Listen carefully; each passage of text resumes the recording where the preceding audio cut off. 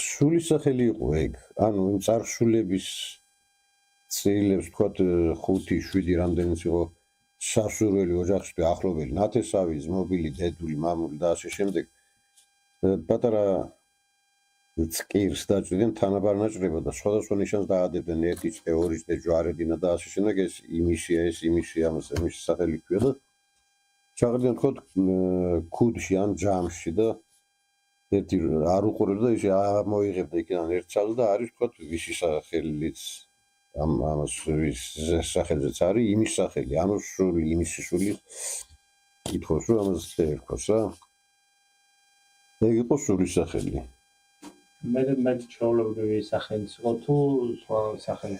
ძირითადად სულის სახელი იყო და მერე თან რომ ეს რეგისტრაცია მოხდა. მერე უკვე ძალიან ძველები წიგნის სახელს ეძახოდნენ, ანუ საბჭოში უნდა რეგისტრირებული იყო, ჩაწერილი იყო და მე მაგალითად არ ვიცოდი რომ გიორგი მერქვა. დაბადების მოწმობა არ არსებობდა ჩემი. დაწყებითი სკოლა სოფელში და მე საშუალო სკოლა ბარისახში დავამთავრე როგორც სიდუკა.